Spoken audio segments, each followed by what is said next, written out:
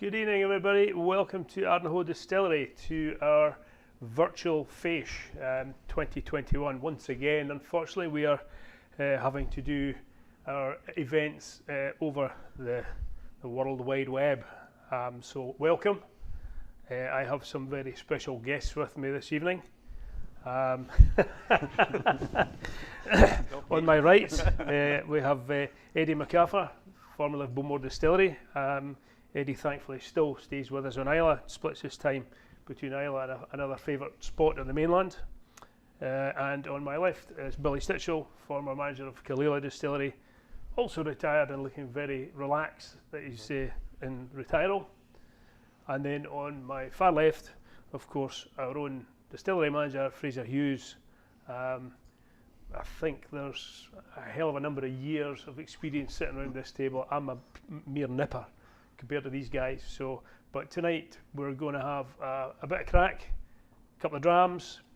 We've got a live chat going, so I'd love you to interact with us with a live chat. So just feel free to fire questions in at any time. The guys are here, they're bursting full of information, they're raring to go, as we all are. So I think we'll maybe start off with you, Eddie. I'm going to ask you, how long were you in the whisky industry? I was working, I started in 1966 and I was there for 50 years and 3 months in total. 50 years and 3 months. That is in Bowmore Distillery, that's the whole time. It's a remarkable achievement. Remarkable achievement. And in your time, obviously over 50 years, you saw massive, massive changes. What would you say would have been the biggest change? Well, I suppose one of the big changes was stopping the dram for the guys, but because when I started in the distillery way back in the day, it was the 5 o'clock dram, and well, everybody was in. We used to come into the distillery, the butcher, the baker, candlestick maker as well. Maybe even the minister was there, for all we know. But everybody used to come in to get a dram. But that all stopped. And Morrison stopped it in 1974. The official dram from the managers was stopped then. That was quite a big change in these days. But the change, like when I started, we had 30 odd guys working in the distillery because of the malt barn. We had the malt barns going, and there was 7 or 8 guys employed in there. But nowadays, the distillery's run with a dozen guys, so there's a lot of, that's a big change, the drop in the amount of guys that are working there. Mm-hmm. And of course, another big change that I've seen over the years is the salaries have gone up, because when we started the distillery, I was just going to say that. Distillery workers weren't really well paid compared to other jobs. That's true. But nowadays, it's you get in the distillery, you're in there. Yeah. And it's a job for life nowadays. Mm-hmm. Yeah, and as you say, everybody's trying to get in, Like yeah, for sure. And as you say, the salaries then they weren't good. No. But and it wasn't even such a steady job either. No. It was, you were in and out. It was an 8-year cycle. 5 years you were up, and 3 years you were down. That's right. There was they were taking on, and they were paying off, and then taking back on again. There was the peaks and troughs with the production as well. Yeah. Like way back in the day, a lot of the guys, they worked in the distillery during the winter time. But when the summertime came, they would go away and leave, and they'd get a job in a building site or that to earn more money, and then they would see getting their job back in September or October. Yeah. So that obviously affected production levels. Production levels weren't great. No. I suppose you had long silent seasons then as well. Alongside that's, I was just going to say, we used to work up till middle of May, and then we would shut down then till September. Yeah. Wow. Because we used to have the big squad would go out. In Bowmore, the main water source came from about 7 miles away up the Lagan River, Well, we used to spend about 10 weeks because we stretched it out a wee bit right enough.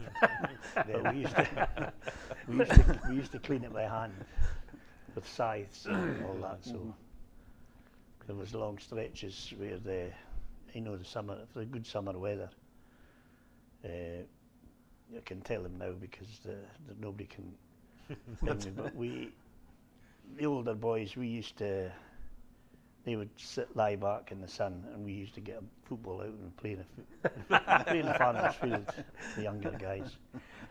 That would go on for 2 or 3 hours, even giving the farmers a hand to clear the bales out of the fields. But we stopped doing that because he never paid us. We thought we were in for a pint of the night, but we cleared this field and we never get anything for it, so we didn't do it again. Is that the existing lathe that's there already? It's still exactly the same. Nowadays, the way it's cleaned is that they use a machine on it. Right. Okay. So it's just a one-man job. I don't know just how often they would walk it, if they walk it at all. But we used to walk it regularly to make sure that there was no dead animals or anything blocking it. Clear, To make sure the water got down there. So it must be one of the longest lathes in Islay then, is it? I believe it'd be one of the longest water sources in the Scottish whisky industry. Really? I think. Wow. I think Must so. be, Aye. Yeah. I think it's one of the longest. Yeah. 7 and a bit miles it is into the village. It's the reason I was built to get it. It meanders its way through the peak.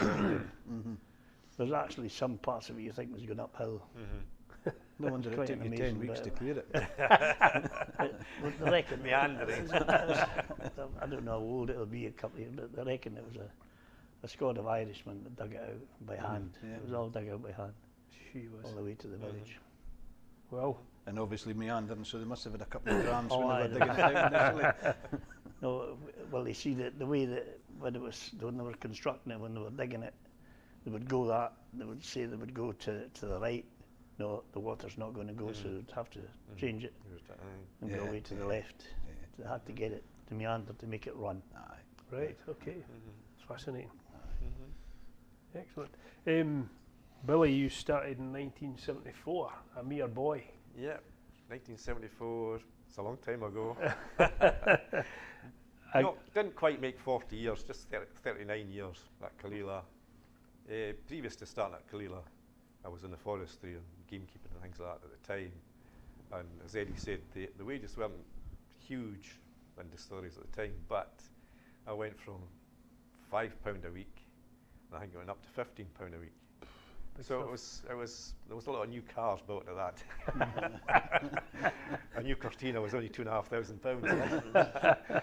Yeah, started 74, interviewed by the manager at the back of us, back door of the house I actually live in now, which is a bit of deja vu. So started in the warehouse at that point, and there was 9 people working in the warehouse at that point. Gosh. And it was, I think, roughly about 400 casks a week. So I didn't have a lot to do with that at that time. The biggest or the longest bits of job I had was painting and cleaning the distillery boat, the UB now, because every distillery at that time, if the Dutch boats were coming in with barley or whatever, they had to go out to get a pilot, take them in, excise check the bond and all that sort of stuff to make sure it was all secured, things like that. So did 4 years in the warehouse, eventually filling casks with a new filling head, which sprayed spirit all over the place. So that was my introduction to Caol Ila. New make was getting drowned in it, absolutely soaked. And did 4 years warehouse, 4 years turn room at that time. There was 3 guys in shift at that point. So you had a turn room man, mashman, stillman, and did that for, I think it was another 4 years, and then did mashing for 4 years. And I think it was 1986 or so when the management scheme and got trained up in managing things. And bottling we're going to try tonight, I think it was 1990, which I would have done the filling, sat in the warehouse, doing all the calculations and stuff like that, doing the reducing. And that's what I was saying earlier on, to do one filling, I signed my name 27 times. Between sample bottles, paperwork, just the whole thing. And eventually went into management, and just so there was ups and downs at the time. So there was down times, and then just when I went into management, it all picked up. So for 17 years, we produced 3.5 million litres every year for that 17 years, and then there was an upgrade. We pushed it up to 6.5 million, and then in 2013 I retired, and been enjoying retirement ever since.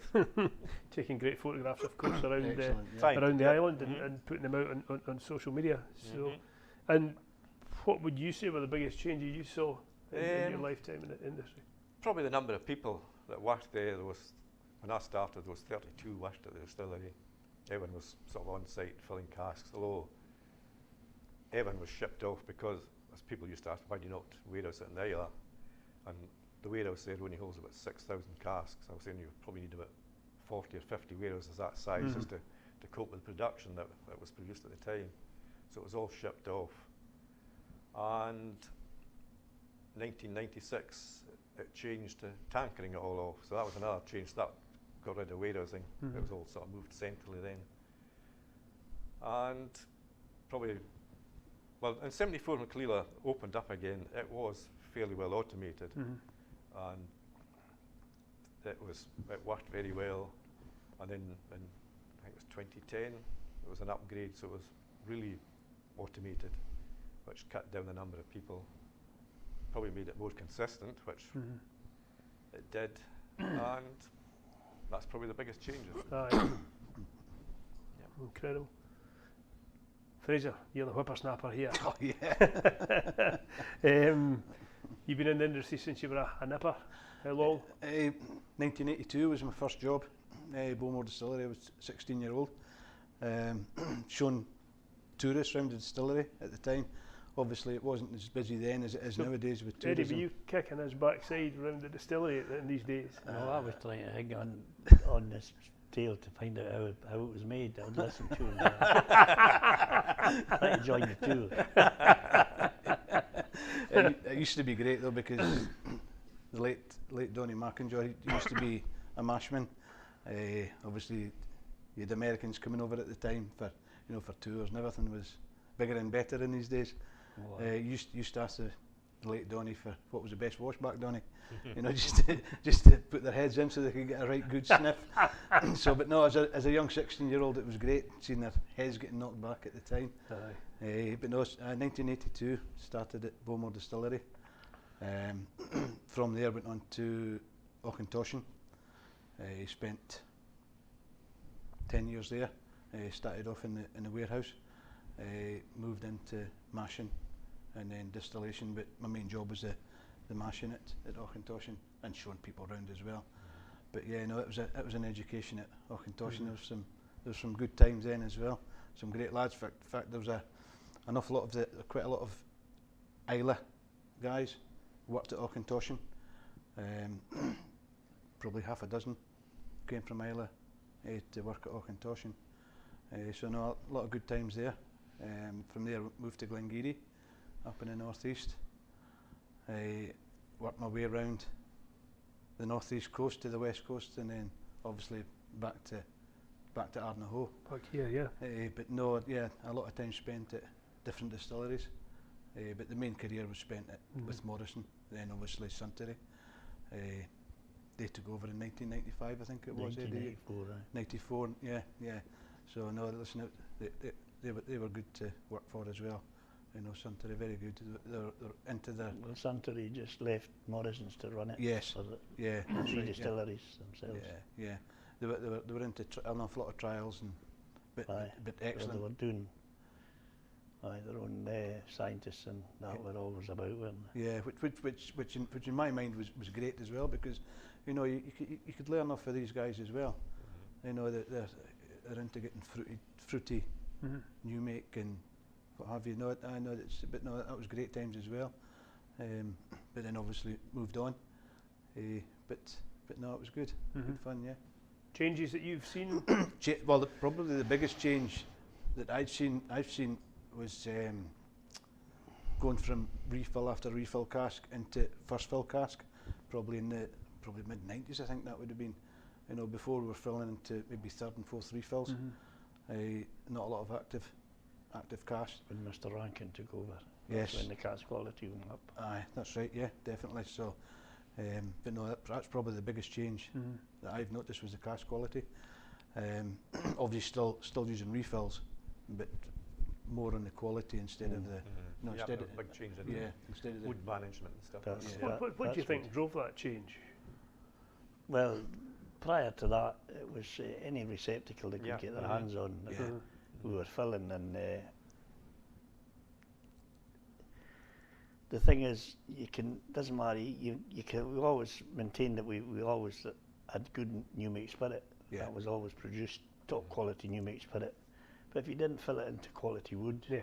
Yeah. your end product would be kind Yeah. of dodgy. Yeah, yeah, And it was few and far between the good casks because of, like the vast different, they were just picking up any casks you could get, tightening them up and filling them. yeah. Just refilling them. And Yeah. the management and the excisemen knew where the good casks were. Yeah. So that's where the guys would follow them to find out where the good casks were. But in the early 1990s, Andrew Rankin joined the company, and he completely changed our wood management, Philosophy. Yeah. because from then on, Bowmore, well, I'm talking about Bowmore new make spirit was filled into top quality wood, and well, Yeah. the rest is history. Because if you put top quality new make spirit into top quality wood, you're guaranteed top Yeah. quality dram. Yeah, the outcome will always be what you expect. Yeah, that's exactly right. Yeah, for sure. No, so That was the biggest change. That yeah, no, well, one of the big changes we saw with that was the wood management. yeah, most definitely. And look at the quality of drams we're getting through now. Quality Well, of that's whiskey what I coming mean. through. Yeah. The So- end product is Yeah. there to be seen. That happened industry wide. That wasn't just company specific. It was No, it industry seemed wide. to- Well, it seemed was to have- industry wide. Yeah, Mhm. industry wide. Yeah, industry wide. Oh, And, aye. and even it could be a third or fourth refill. They're regauging them, revatting them into into different into great quality Yeah. casks now. And as you can see, you can get 30, 40-year-old whiskies, absolutely superb now. Yeah, yeah. yeah. It's big difference for me. Yeah. I mean, when Morrison started, it was getting the bourbon, the ex-bourbon casks from the United States, from Kentucky and that. They were all coming over. They were going to Spain to get the sherry butts. They would fill. No, they would actually. The company would actually get the sherry butts made. The Spaniards would fill them with sherry, leave it for 4 years, then the cask would be taken over Yeah, and filled with a new make spirit. yeah, excellent. And it was well, as you can see, the Yeah, end product was there for everybody to see and taste. Yeah, look at the colours and absolutely The colour of beautiful. why The the sherry flavours. cask was quite, and the bourbon, because say like Bowmore at the time, we used to fill about say 15-20% of sherry cask with the rest was American bourbons, Aye, for sure. first and second fills. Yeah. Still very active casks. Oh, aye. First and second fills. And did you send see the second refills? Did you send them away to? Second refills when they would get sent away when they'd matured the whiskey, and they would probably get knocked down and made into hogsheads. Yeah, What you would call okay. a refill hogshead. Recharred. Yeah. Maybe get recharred or whatever, but that's where the wood for that would come, and you would get the refill hoggies. Yeah, okay. And obviously And recharged. you're getting obviously with the charred, and you'll be getting the fact that wood would have 2 fillings in it. And Yeah, that one yeah. was new, but it would go in and draws out the quality over the years of maturation. Yeah. Aye. That brings us absolutely beautifully into a dram of Bowmore 30-year-old, Eddie, which was from obviously Bowmore Distillery. This is from the Hunterlane Kinship range. Just in case you missed it, by the way, we have launched 2021 Kinship. It's available on our online store. This is a 30-year-old Bowmore from, Hunter Lane would have filled this 30 years ago in Bowmore. or they bought it from Bowmore Yeah. 30 years ago. Aye. Yeah. But sorry, our 2021 Kinship is available. It's online. This is from a couple of years ago, 30-year-old Bowmore. I recall a stunning dram. 30 years ago was what, 91? 90. Aye, 90. I should remember because it was 2 years after my wedding. Well, there you go. You should remember. Yeah. And the You reception should was that. remember. I was in Bowmore. Bowmore Stillhouse at the time. I was still in it. That's right. So- So probably You probably had made a- this had stuff. a- well, I would have had a hand in it. Yeah. Fantastic. Get That would be the one of cut three. points right. I would have had three. I would be one of three guys that was making Uh-huh. the new mix spirit for it. So Unfortunately, we're not down to the traceability of what time of day this was distilled, but we'll believe you. It smells like I don't night know whether shift. it was a night shift. It smells like the night shift dram.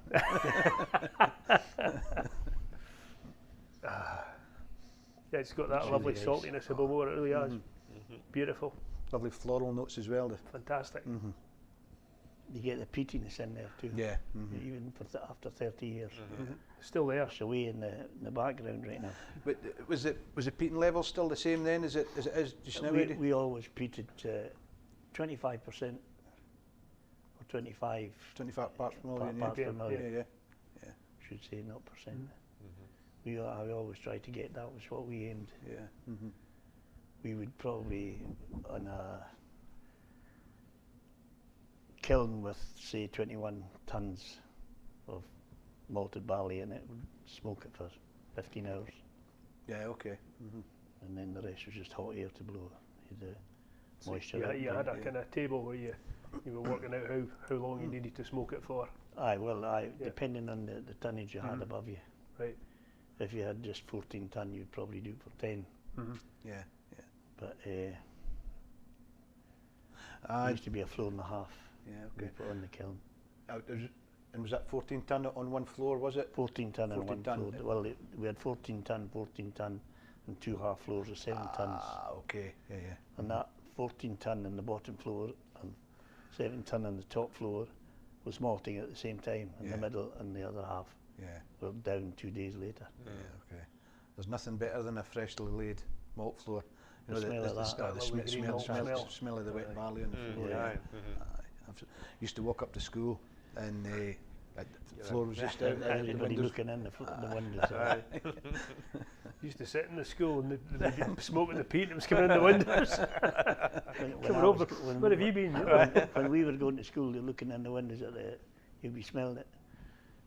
Over in the corner there was a bench and the guys would be sitting smoking the pipes. Aye. It's funny how that all changed. But, Aye. None of that. Aye. Aye. no, they'd be sitting having a smoke and the floor would be half turned and they would be it's all done by hand in these days. Yeah, yeah. Again, that's probably why you needed all these guys Well, to, that's to why work they it. needed It's a all- big malt. Yeah. Aye, the maltman. Aye. Hard work. It was hard Always work. hard work, yeah. 6 maltmen, and then you would have guys on the shift.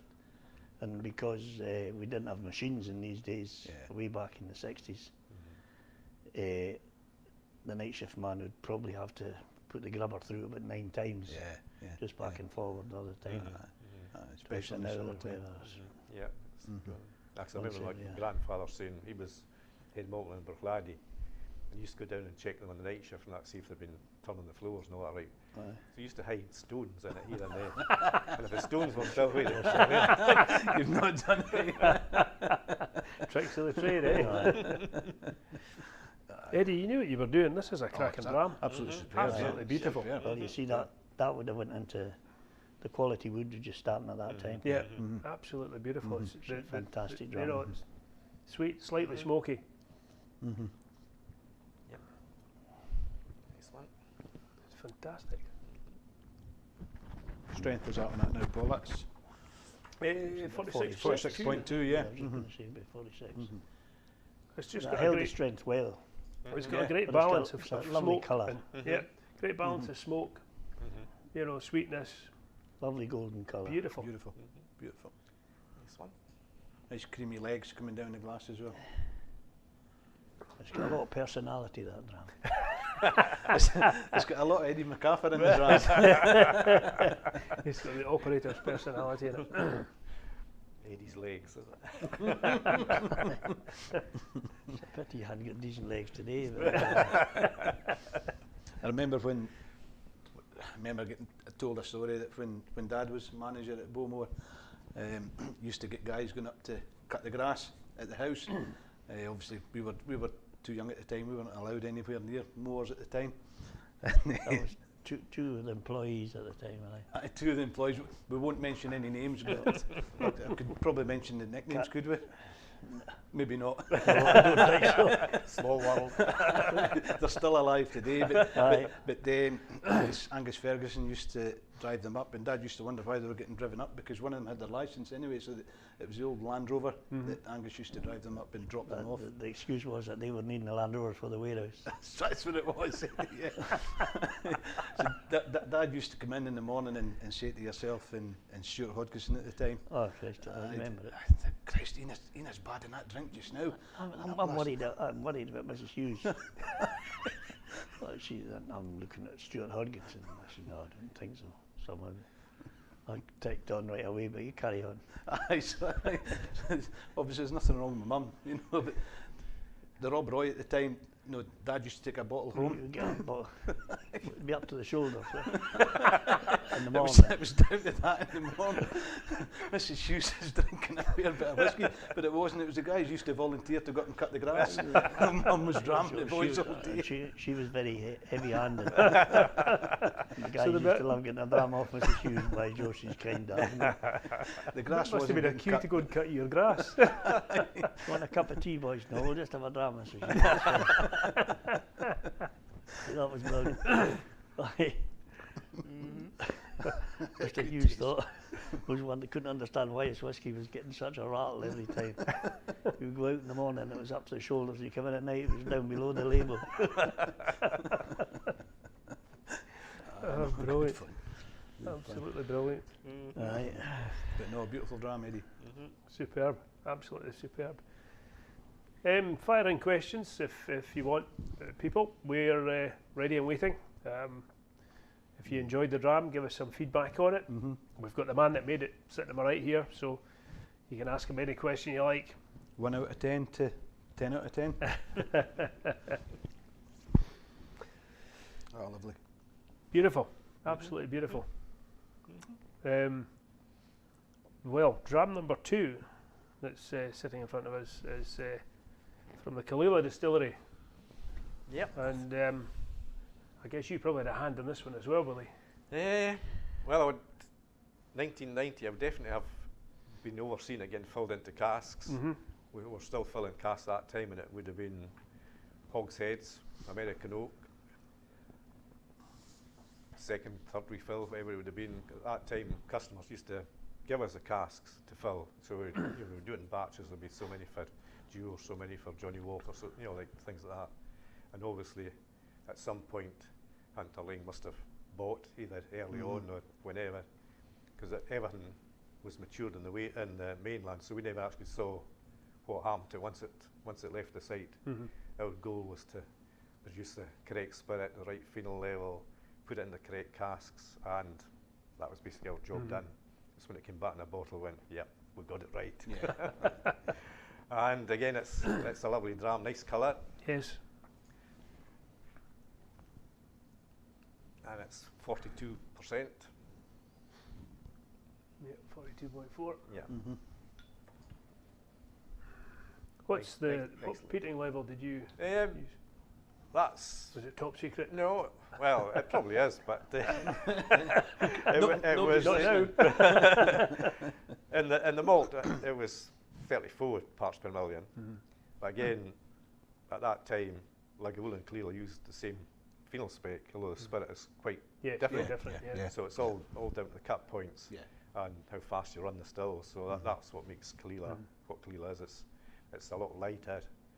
If you've tried any of the unpeated ones, you see what Caol Ila's like naked, which is underneath the smoke. Yeah. So you're running this still slower. For peated, no, they run quite hard compared with likes of Lagavulin.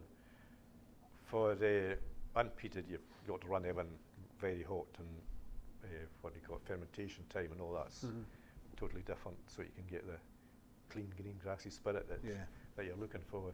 Again, Caol Ila, after it's matured for a while, you get that balance coming through. You've still got the smokiness, and in this one, it's unbelievably sweet. I think it's just lovely, and slightly salty, but it's the sweetness I find is really nice. It's not in your face, Fino. It's No. but It's in the background. It's yeah, it's a nice balance. Yeah. I just love it seeing the notes there. It says smoked ham, Malden sea Yeah. salt. Certainly getting that for sure. And a wee hint of the peat smoke. Yeah, there's still there. Yeah. There's always a bit of the seashore in Caol Ila, Yeah. isn't there? Yeah, 'cause, people will ask why is that? That's difficult to say. You don't know whether it's coming from the peats, which had thousands of years of salty air and that sort of stuff. But it's always there. But it's a nice warm. It's much like Caol Ila 18-year-old, which I always thought was my ideal Caol Ila. I always thought it was the slippers and the big fire on that winter's night. It's just nice and warming and easy to drink. And the peat fires as well. Yep. And again, it's memories as well, because I find as well spirit and different flavours and all that brings back different memories, and sort of lighter Caol Ilas and older ones I find brings me back to just up the road here at Ardnahoe. My father worked up in the still house here. I used to get sent over with his sandwiches when he was 2 to 10, and I was absolutely terrified going in the door up there, because the stills were fired underneath at that time. It was hot, and the smell and all that. So things like this just The noise and the smell. just bring it back. But I used to be terrified. Just go to the door, throw it in. Yeah. Yeah, but no, that's a lovely dram, that one. Beautiful. Very nice. And was Caol Ila, was that live steam under the stills as well at one time, or was it? Probably in the probably a long time before 72 when it was knocked down. It would have been fired under the stills. Yeah. Okay. But from 74 on, it was all coils and pans. Yeah. And all that. Yeah. But again, it's changed days, as Eddie was saying about smoking in different places. At that time, you had a great big fire under the stills. Yeah. And somebody said, "How do you know if you get a leak?" Well, you see a blue flame. The big bang. It burnt everyone off before it got to the point of a big bang. Yeah. That's right. Whereas nowadays, it's we can't take photos in the still house. But there's there was, again, these days there was live fires underneath it. Harder to control as well. Yeah. When you're taking the stills off, you would have to rake it. It must be it really out slowly, difficult to get the balance and that right. Because even in the census, somebody said to me, "Why is there so many firemen at a distillery? They're going to go on fire." I said, "No, but they were the ones that kept the fires going under I remember you're talking about health and safety and smoking. When there was visitors in the still house this day, and the guy standing smoking a cigarette at the safe. Oh, the visitor says, "Excuse me, look, it says up there, look, strictly no smoking." "Oh, don't worry about that." Stillman says, that's just health and safety." But even in the 90s when it was at Auchentoshan, early 90s when it was at Auchentoshan, there was still smoking allowed in the still house. All right. That changed. That probably changed, I would say, maybe 92, 93. To just no smoking whatsoever.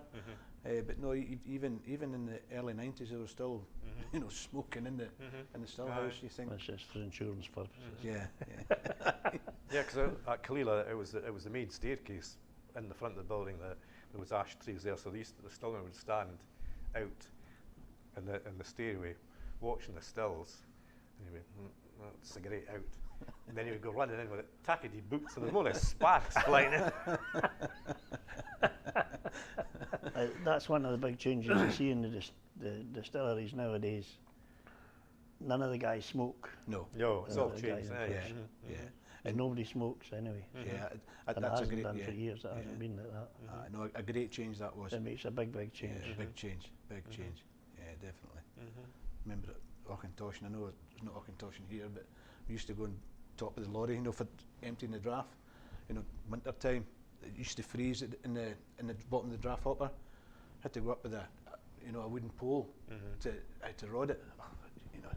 But again, these things have changed, and for the better. For the better, Oh, aye. But no, lovely dram. Yes, lovely very nice. dram. Super dram. Yes. Aye. There's not a bad one in there at all. Yep, lovely. Remember, people, if you want to ask some questions, just use the chat function on the website. Any comments on the Bowmore and Caol Ila yet, please? So, Fraser, I believe you have a couple of things sitting beside you there. Well, maybe the clear one. I think you'll need to wrestle the top off that one. Yes. Yeah. You want to pass it over? I'll do the damage. Well, you can maybe. That looks as clear as the water coming out the taps, doesn't it? It does indeed. It does indeed. We have to No. try and price this one open now. What we were trying to do at Ardnahoe is obviously make a unique Islay, iconic Islay new make spirit, obviously with the peat phenols, but we also wanted to get the fruits and the sweets in it as well, and the sweetiness as well. So initially what we wanted to do was get the fruit first, and then coming through at the end, the peat phenols. So obviously, I mean, to me, quality starts in the mash house. Every part of the plant is components are as important as each other, but if you don't get it right in the mash house first, you're going to struggle to get that quality all the way through. So no, obviously, fruit first. Mashing processes limit the amount of times the rakes go on, just so it's more emphasis on the fruit coming through. Maybe less on the nutty and the wax is coming through initially. Obviously that's going to build up over time, you know, with a new distillery. Thanks, Paul. So first and foremost what we're looking for was the fruits coming through. That's it there, could hardly see that in that glass. He didn't put much in it, did he? Well, I'm just thinking of the strength. You know, we don't want you talking too much rubbish later on. Quite strong. I think it's probably about. This one here is sitting at 69. 69. You see, Is that just new make spirit? that's just new make spirit, yeah. That was one of the first that came off that one. Yeah, so that's sitting at 69%. Obviously, an awful lot of fruits in there initially. The peat's there in the background. We're at 40 parts per million here, so obviously quite high in phenol content. It's quite sweet and fruity, Yeah, right? very sweet and fruity, yeah. I mean, obviously, it has evolved since the early days. Early days, it's very light and fruity, not so much peat coming through, but that's evolved over the last year and a half.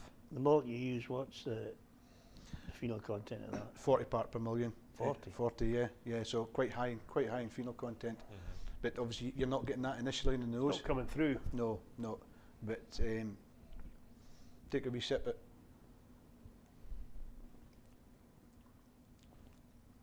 Lovely aniseed notes coming through. Tropical fruits as well. You get your pears, your apples coming through. But then the peat comes up after it. You know, it's creamy, it's viscousy. So that's your mashing process that brings your fruit first. Mashing smoking Smokiness peat is coming second. through after it. Yeah. You heat it up. Yeah, I mean mashing process obviously that helps the fruit Water first. there, if you want to put some water in. I mean obviously because it's 40 parts per million, you will get the peat phenols through. Yeah. But obviously fermentation times we are 70 hours. All right, so Yeah. that's just you. Yeah. Yes. More acidic to Yes. clean the stills up and that. Yeah, for sure. So obviously, I mean, fermentation typically finishes 48 to 50 hours. So The you water get the brings other it 20 back. hours for the Peatiness, for really the, brings the it out. fruits to have an Yeah. impact in the wash, which is coming through in the spirit. And we've got worm tub So you got condensers. good long ones. Yes, yeah. So each worm tub has got 77 metres of coil tube in A it. lot of copper contact. A lot of copper content, and we've got the longest line arms in Scotland as well, by 1 inch. Well, that's the longest. That inch is always important. Oh, Yeah, definitely. that's Always important. Definitely. So no, a lot of copper contact and The longest line arms, eh? Yeah. longest line arms in Scotland. Yeah. So obviously a unique point I as think well. we've got a question coming in here. We do. We have a question from Atif. He's asking, how much water do you add when tasting samples? There you go, gentlemen. I'll throw the That's, floor up to that's you. totally up to you. Yeah. That's yourself. That's entirely up. to That's all the part of the person. fun, because Yeah. if you spoil it, which you can't really, Yeah. you've got to try again. Yeah, for sure. Yeah. So you start off with just a few drops, Yeah.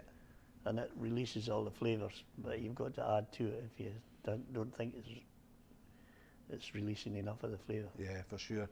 I mean, I think the last thing you want to do is having fainty notes coming through. So again, you've got to look at the strength of the whiskey that you're drinking first and foremost. You know, if it is below 50, then I would take a sip of you know, the whiskey first, and you know, Yeah, sample it first, and if it needs a wee bit of water, then you obviously just. But again, as you guys say, it's your own taste. Yeah, definitely. It's your own taste. Yeah. That's entirely up to the individual. But I would put some in with a new make. Yeah, Well, I absolutely. think so. Because it really does release. Yeah, Opens it up. Yeah. It really does. Aye. I mean that's the first time you guys have Yeah. tried a new make. What do you think? It's, It's quite impressive. yeah. Quite As you impressive. say, it's nice and fruity and got the It's got peaky- one peaky great background. nose. There's an abundance of the sweet fruitiness in there. Definitely. And again, just where the water has just opened it right out. just opens right out, Eddie. Yeah. You feel that the spirit has developed quite a bit, Fraser? Yeah, it's evolved. I mean, typically what they say with a brand new distillery, brand new copper stills, 4 or 5 runs and your stills have run in. But obviously it's going to take time for the oils and waxes to build up in the faints, you know, to give it the viscosity, the creaminess. So here obviously we wanted the fruit first, so that was going to take longer for these oils and waxes to, you know, to build up. So I probably reckon it's taken about 1.5 years for it to evolve into a creaminess and the viscosity, as well as the peat phenols coming through. Yeah.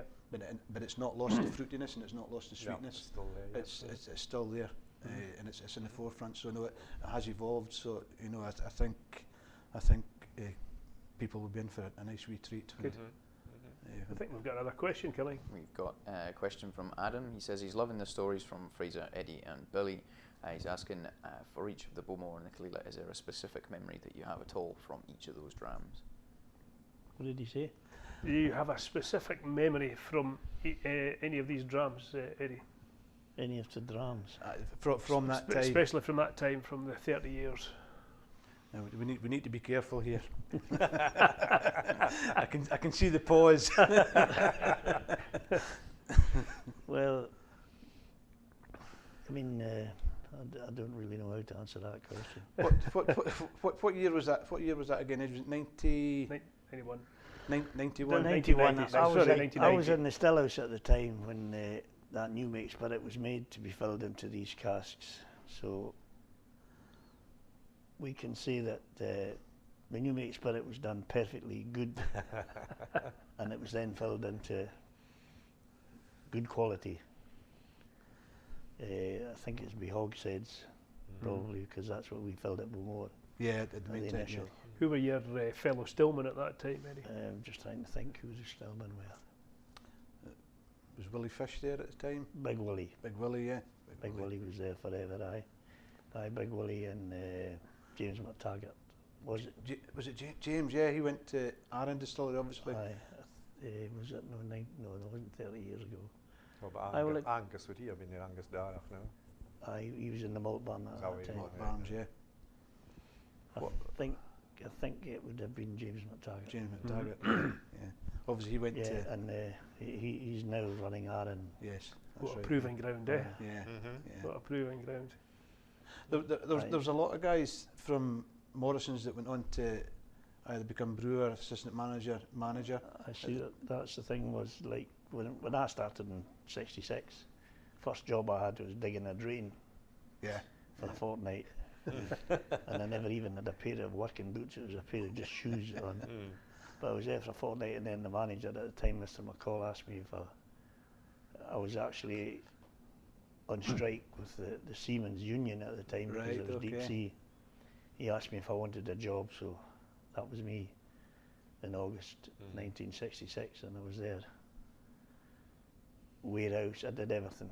Warehousing, malt barns, Yeah. mashing, distillation, and then I was lucky enough to get moved up into, like Billy was saying, doing the charges for the fillings Yes. and everything like that, and then into the office.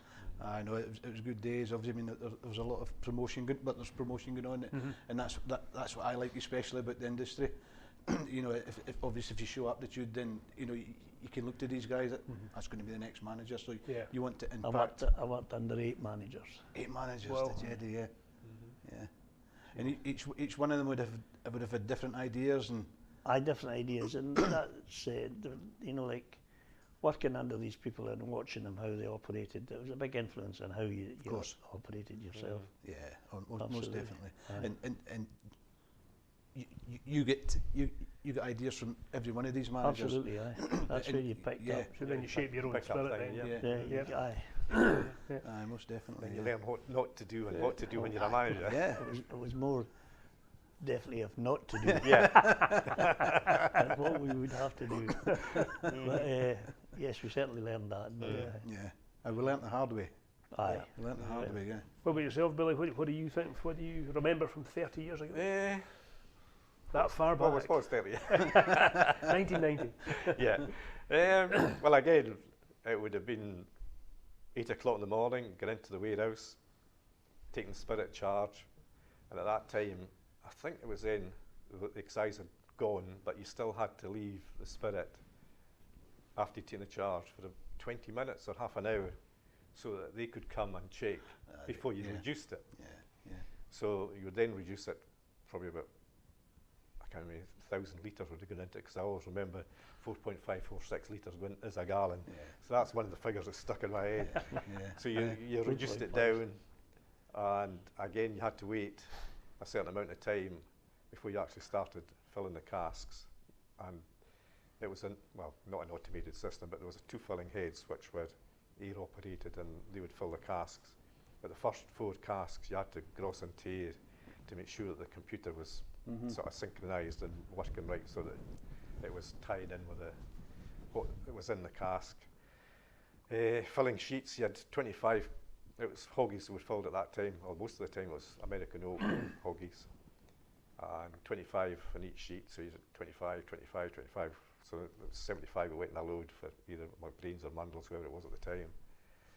And samples and all the signing and different books and stuff like that. So it's, in a way, it's nice memories that I had definitely at the hand in putting this in a cask, Brilliant, yeah. taking the charge, getting that right, reducing it. And we didn't have calculators in them days. No, it was, Well, I did. once you get, Did you? Aye, we were fortunate. once we get past 10, we were. And again, it was. I think at that time it was air roused the vat, which was air lines inside it. So you can imagine the fumes. So it would just be boiling up. And if the production was good, I can't remember, 3 runs that would go into the SRWV. I can't just remember, and it'd be pretty near the top. And you think, how am I going to get the water in this? Empty the bin to some out the bottom. Sometimes you had to take a cask out of it, and then it was air roused, and it would just be boiling, just about coming out the hatch. You were very modern. We had just a big rummage. Aye, well, Yeah. we had that for the yeast, Yeah. right enough, and And then when we put the new vat in, it had a big fan and Aye, a big propeller, and that just blasted. well, we eventually got that Mix as it well, because obviously the gas that was coming off when it was getting rummaged with air, it was horrendous, and they put in the agitator, well, years after that. But again, it was health and safety. If you throw the dunker in, you get it around your wrist and it gets That's caught in that. So we made it tied to the railing behind us, so at least if the railing went, You can retrieve it somehow. It's the same in the washbacks. I was a mashman, one of the distilleries, and obviously you put the switchers on. If you put them on too early before you took the original gravity, you knew if the dunker would hit it. An electric shock going right through the. You forgot you used to switch on. We got another question. Rebecca C asks Billy, were you involved in deciding the different cuts of peated and unpeated? If so, what made you decide on the different cuts for the different styles? at the start it was sort of trial and error to get it right, but the biggest change was the fermentation time and how hot you ran the stills that gave you the clean green grassy spirit. The cut points were probably much the same for peated and unpeated, but it was the other wee tweaks that were made in among that to get it right. Because the first few times we did it, it would take about 3 weeks to get rid of the faints, the phenols in the spirit, to get into the clean green grassy. So you had this few weeks of casks that were neither or either. But they obviously turned out to be useful for something. Yeah.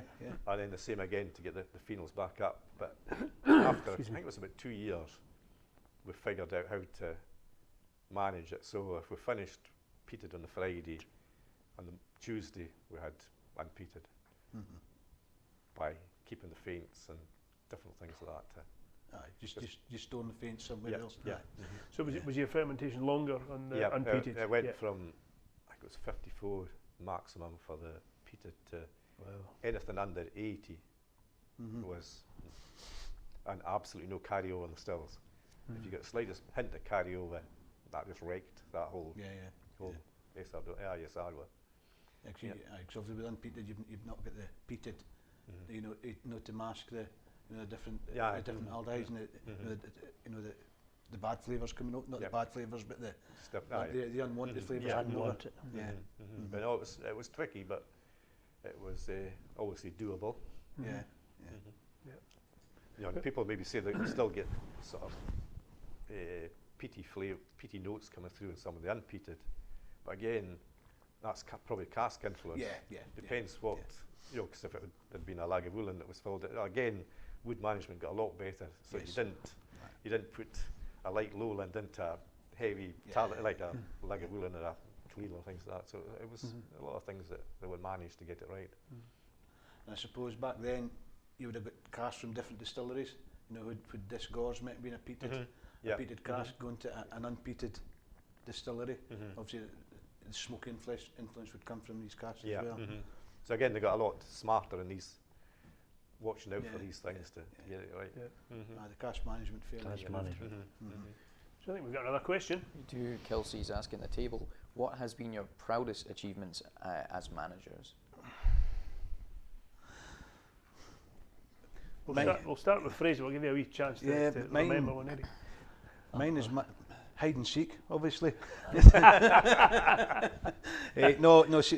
Seriously, my proudest moment is being able just to work in the industry.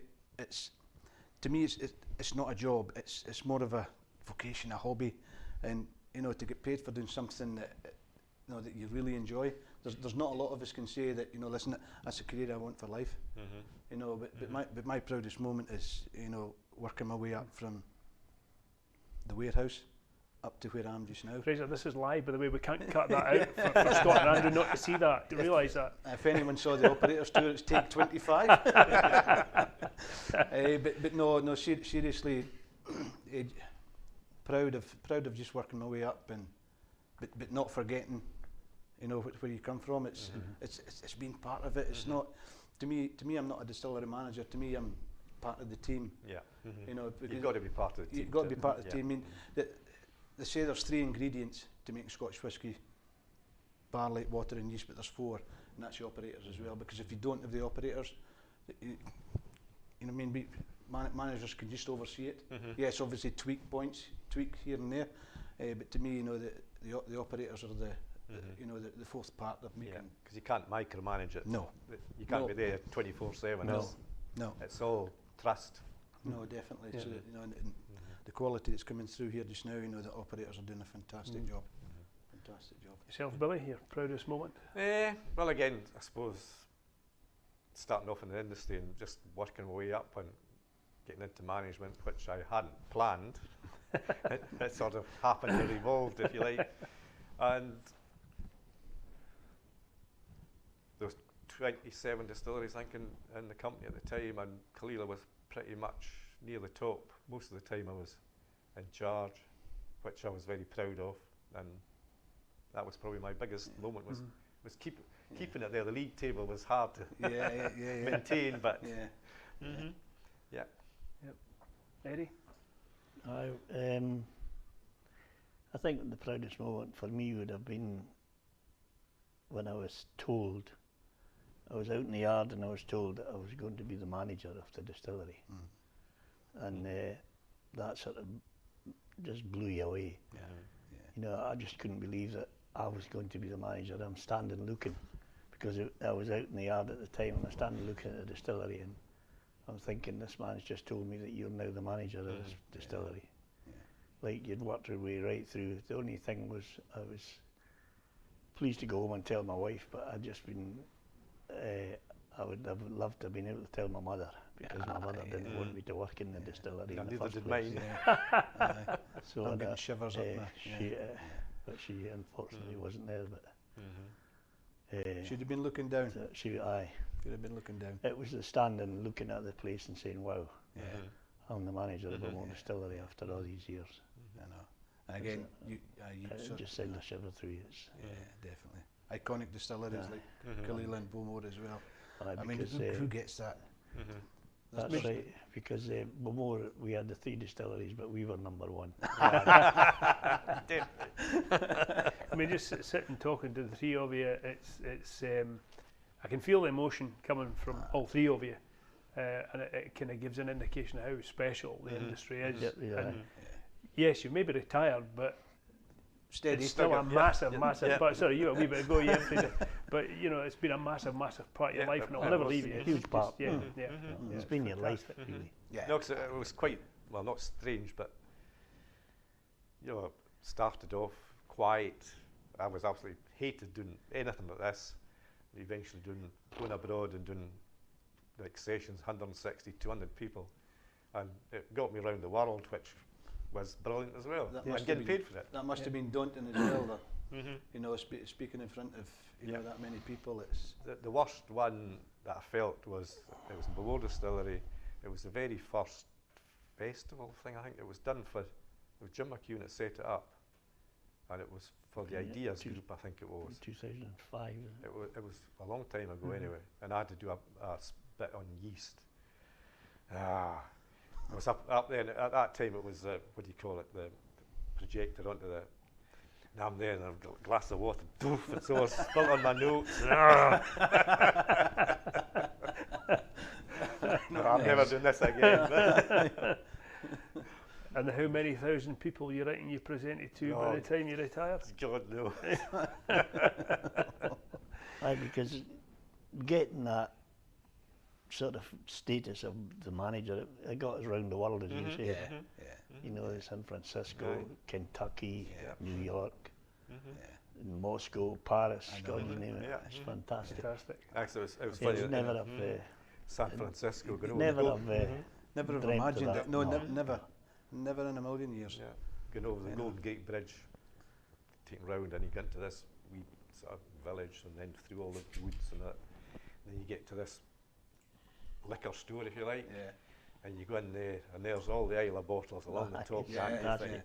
the hair in your neck just stands up. Oh, it does, yeah. And you can actually say, I work in that island. You know, I work in that industry. You know, yeah, no, definitely. There's many a bar around the world, and you can walk into a bar anywhere in the world, and I'll guarantee you'll find 3 or 4 Isla malts sitting on the bar, and it can be the smallest pub you've ever been in, but there's still 3 or 4 Isla malts on it. You know, it's massive, massive footprint around the world. Yeah. Clear bar in Tokyo.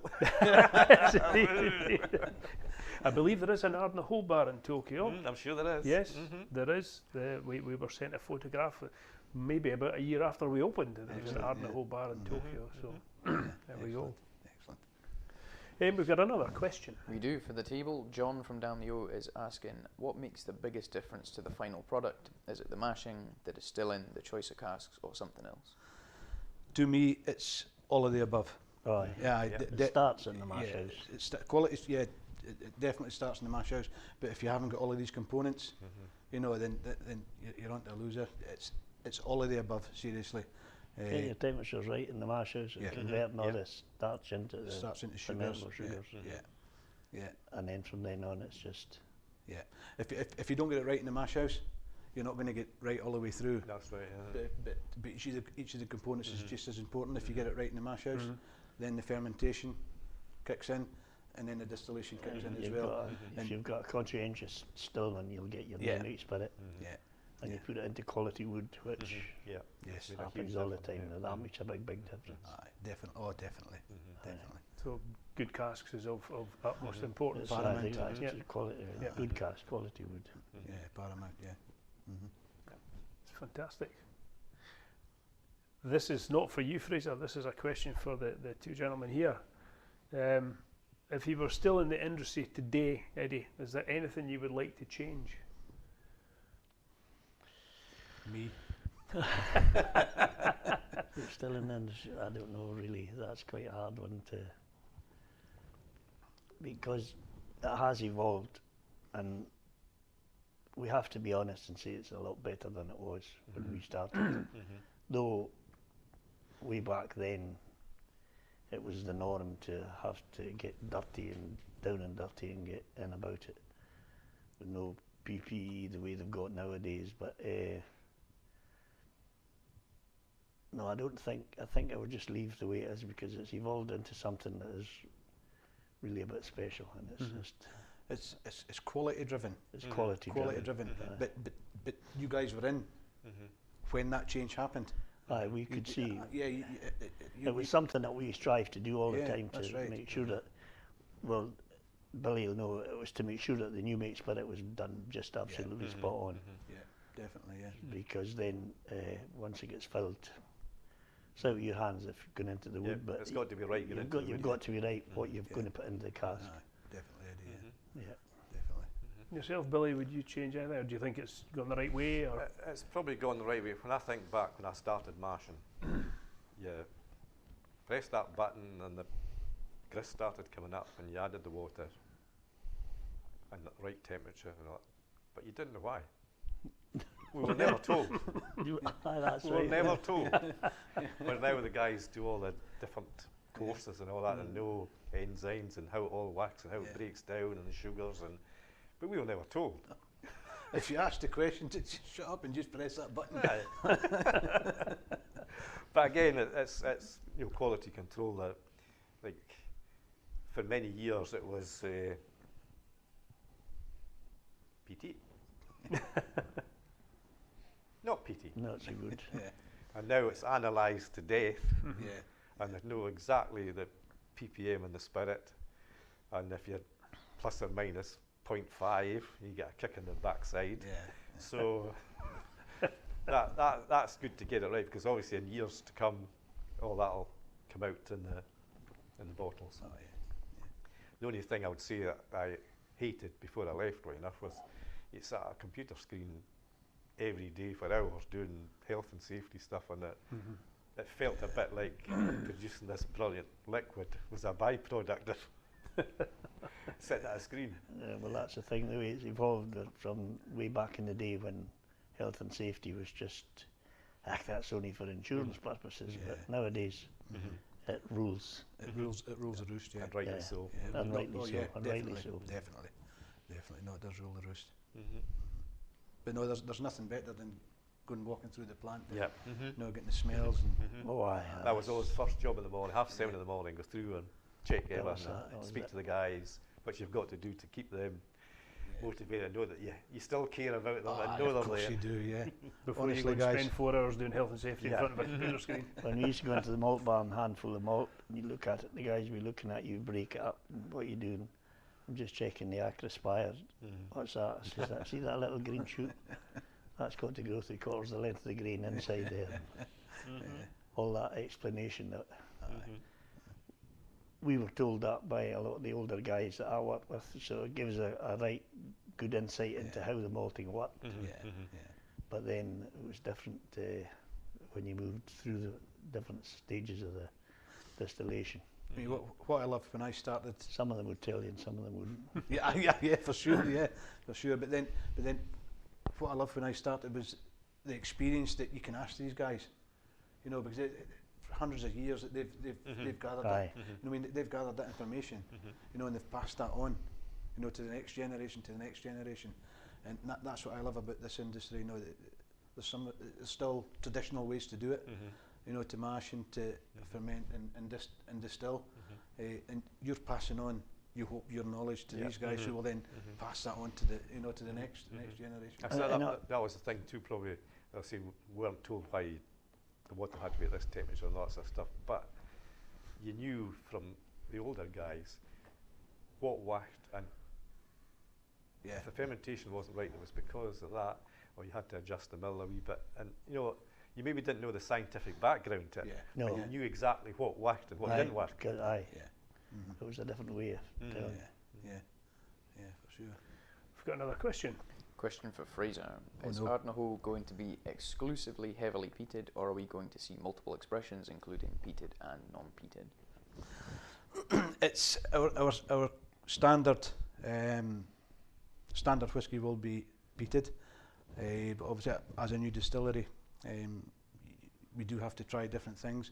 So no, there will be variations. Not a lot of it, but no, there will be different variations from unpeated and other bits and pieces coming through. So watch this space, guys. Okay. Well, this is a question for all three of you industry heavyweights. That's bit. I think I should, out of respect, I should start with Eddie. Who was the biggest influence in your career, Eddie? The biggest influence. Well, I was fortunate, as I say, to work with 8 different managers, and each of them had an influence in a different way. I didn't really have anybody that I could pick out was the major influence on what I did in the distillery. So I would have to, to answer that question, I would say I was very fortunate to work with these 8 different managers, and I learned from these Pick guys. something out of all of them. Yeah. Yeah. I learned all the way, and I was fortunate enough to work with a lot of older guys that really knew the business. As Billy was just saying, that they didn't know the scientific explanation, but they could explain to you in layman's terms just exactly how everything worked. So they had a big influence on that as well. I'll come to you guys in a wee minute, but Fraser, I believe you have another bottle there with Yes, something which you might call the progress report. got a little one there now. Not sure, Will, if you can get a wee look at the colour of that. Now this is Ardnahoe. It's been matured for 31 months now. So as you can see, the colour in the bottle is it's a lovely. It's getting a nice, lovely deep colour. It's from a bourbon, first fill bourbon. So obviously we're going to get some nice light fruits coming through as well. But no, it's 31 months in progress.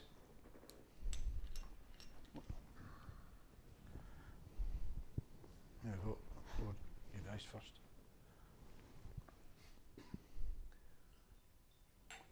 Certainly picking up a lot of colour. That's got Yeah. nice bubbles in it. Yes, it has. Yeah, it has. I mean, for 31 months, It must be quite strong, is it?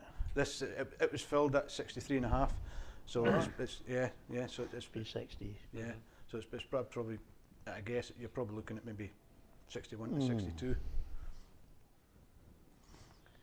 Feel free to give Fraser a good critique on this. Obviously, This is a first, obviously, for these gentlemen here. Yeah.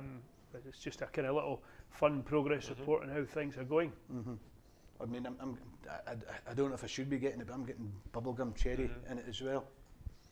But no, the nose to me is absolutely superb. But no, obviously I know you guys, you're not getting a taste of this just now, but no, it'd be great to hear Eddie and Billy's feedback on this.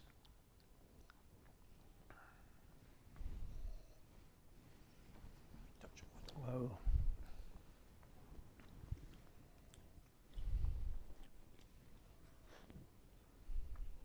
Very sweet, and the peat's coming up the legs. Sweet fruitiness in it for such. It's only a year and a half. Yeah. Yep, it's coming on lovely, isn't it? Where do you store that? 2.5 years.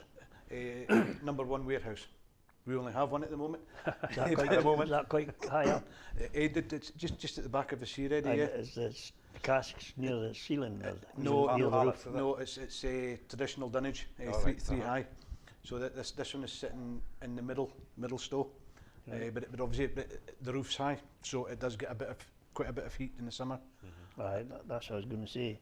It's been speeded up, if you like. Yeah, because of that space at the. Because that's what, and a lot of the whiskies way back in the day, we were always told to put them down in the big warehouses down the bottom where it's always cool. In there, because if the other stuff went up, the refill hoggies that were just brought in were shoved in the top. To bring them on. Because they would speed up for about 4 or 5 months in the warm summer weather, but in the winter time, you know, so it's two different speeds of maturation, if you like. Yes. So I can see that. It's an amazing colour too for being so young, isn't It it? is, yeah. 31 months put against the Caol Ila and the Bowmore, yeah. That's, they'll be overtaking them soon. Good cask. It's Yeah. gonna, Yeah, it's yeah, gonna, yeah, it's good gonna be cask, nice and yeah. golden. Excellent Yeah. crash, yeah. It certainly is. You can. I think you've got a vote of thumbs Yeah. up there, Fraser. Definitely a thumbs up. Definitely, aye. So Good, yeah. that, I mean, where it's maturing, it's going to be, give it Something we 2 or can all 3 look years, forward it's to in going the to be future. smashing. Yeah, no, it's going to be stunning. I think it's going to It's be going to be. a work in progress, but it's What kind of cask it in? that's a first fill bourbon. First So fill. it'll First be- fill it'll bourbon, be- aye, right. Yeah, Wanting to go. yeah. It'll be just ready for. Going to take you back round the block again. Billy, your turn now. Who was your biggest influence? Probably my uncle Alistair, because it was him that got me the job at Caol Ila. Alistair McCallum, of Yep. course. Yes. So, for somebody that didn't drink at all, he was really dedicated to distilleries. Unbelievable. He knew every distillery in Scotland. Like, he'd been a butcher all his life up till he went to Caol Ila. And he knew every distillery, he knew nearly every manager, he knew everything. So he influenced me a lot. And everyone had to be absolutely correct. There was nothing, there was no deviation, because he was Martian, I was Turnroman, and Neil McTaggart was in the still. So that between the two of them, it was, this is how you do it, and you don't. No deviation. No deviation. Although later on, like cousin Chris Anderson, he was there as well, so he was another big influence. Chris, your cousin, yeah? Yeah. So we were on shift together at 10, then we went on the management course together, and we used to go away every fortnight up to Pitlochry for our training and stuff like that. And he was very much innovation, and we did a lot of things at Caol Ila, which we probably shouldn't have done, but it kept the production going that way, and there was a lot of finger pointing and eyes looking at us at what we were doing. Then it was discovered that some of the tweaks we had done had made a big difference.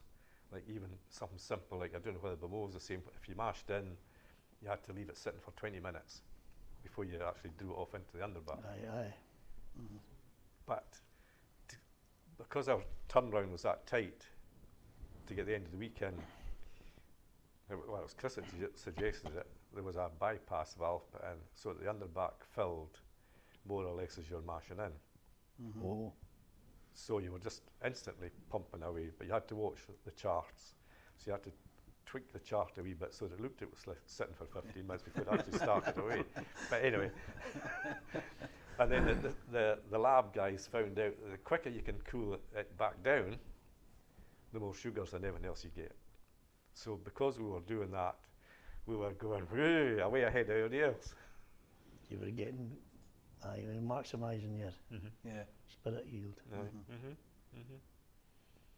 But that Clever. 15-20 minutes made all the difference, like 16 Aye. times a week. Yeah. So that gave us that time Aye. to get the 16 mashes in the Yeah. 5 days at that time. But that was a sort of spin-off from that. So between that and several other different things that I would say the Uncle Alistair and Chris were the biggest influence, as well as a lot of other people as well. Fraser, I think I know the answer to yours, but you're going to tell us No, anyway. I have there's probably 3 or 4 people that's had a big influence in my career. I mean, obviously my dad, he's been in it since 1954. He never ever said he would take us on, so I never pushed that fact with my dad. But obviously the first person, Jim McEwen took me on. He was also the first person to make me redundant at the time as well, because times were tough, obviously. But there was another guy as well, Stuart Hodkinson. Obviously you'll know Stuart well. Stuart, aye. He took me from Bowmore to Auchentoshan, and it was from there my career really took off. Started in the warehouse and then onto the mashing distillation. So Stuart had a big part in my influence. If it wasn't for him, then I wouldn't be here today. And obviously Eddie as well, you know, working at Morrison Bowmore. Eddie was a great sense of, you know, knowledge. You know, he could always pick up the phone and you knew if he was lying or not, but but no, Eddie Stewart, no, great influence in my career, great influences. Fantastic. Very good. We've got another question. Yuri is asking Billy and Eddie, if you are asked right now to help start up a brand new distillery, would you accept the offer? If we would, what? If you were asked to start up a brand new distillery right now, would you accept the offer? No. Don't do it. I'm too old and too past it now for that. Well, I don't know. I'd a wee bit input to Harris Distillery when it was getting built. Okay. And I was up there for a few months, back and forward. And it was tough going for the guys that were setting it up. So I don't think, no. Maybe I was about 40 years younger, maybe, but not now, no. But then it's absolutely superb to have your guys' knowledge, you know, to help start that. To build it As up. I say, like 30 or odd years ago, if we knew then what we know now, we would have. Yeah. Yeah. Even though we've probably forgotten half of it right Well, now. that's it. Well, cousin Chris, of course, he's helped set up He's been at a few, few quite distilleries. a few, Yeah, Mhm. yeah. Mhm. So Mhm. it's amazing. Again, and go back to the amazing footprint that Isla has around the Islay. world. Yeah. Mhm. That's Most right. definitely, yeah. You know, I mean, to be honest, you're probably known in more countries around the world than your average Scotsman, for sure. There'll be people all over the world will know you. Yeah, because that's an annoying thing. You know, you meet people whether it's in Germany and Switzerland or wherever, and they know you like an old lost friend. Yeah. You maybe it's recognise the remember face, them, but Yeah, but you the recognise the face, that's the thing. I always say. names. Yeah. Talk to you as if, how are you doing? Yeah. Mhm. Long lost friends. Aye. But it's lovely to have these people. That's that- It's a nice, Yeah, it's superb, it gives you a nice warm glow. It's amazing, does. amazing It the does. sort of following and the dedication and the I think, tiny wee island, and we're away out here, and that's their focus is. And there's Yeah. that Yeah. quite- Yeah. It's amazing. I know for a population of 3,500 on Isla, you know, especially you guys, the length of time that you guys had in the industry on Isla, you know, just on Isla Yeah. itself, it's you know, phenomenal. But a lot of us like me have moved about the industry at different areas. Yeah. But no, for you guys to have been here all your life, it's absolutely phenomenal. Mhm. Yeah, we're maybe a small island, but as I keep saying, we have a big footprint. Yeah. Yes. That's it. And it's incredible. We have another question. One for Fraser from Fuzz, saying, just like artists and musicians take inspiration from others' work, what inspiration from other whiskies or other life experiences that you've had have inspired the final Ardnahoe product? Good question. Obviously, I've worked at a few distilleries, different ones, produced different characteristics coming through from unpeated to peated. So all of the above, really, it has affected what quality we're looking to strive for here. But also what you've got to put into the mix is what the owners are looking for as well. You know, so and their input is just as important, but more important what my input would be, because you're striving to give you know, like Scott, Andrew and Stuart what they're looking for. You know, so obviously they can then build on the distillery what we're trying to do here. So no, all of the above, you just pick up things from, you know, from all over that you hope to produce here. But obviously we're looking to produce an iconic Isla new make spirit, which goes into the great casks. But no, you pick up from everywhere. If you've been in your travels and you don't pick up anything, then really you're not learning. You know. You're always never too old. Oh, never, Yeah. never too old to learn.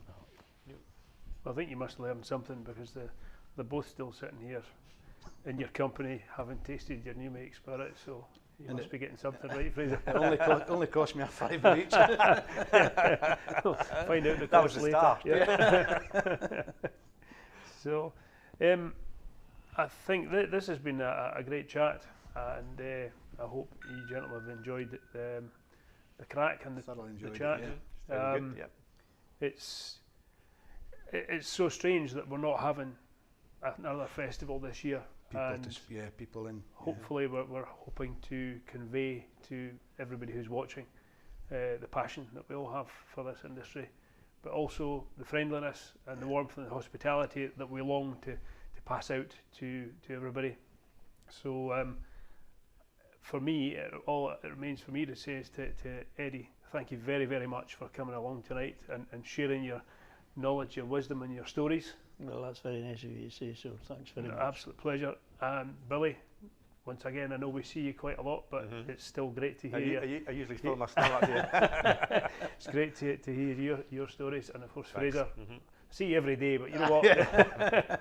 It's still good to hear the stories. But I do look forward to when we can get back to a festival again, and welcome everybody from around the world to come back to Ardnahoe.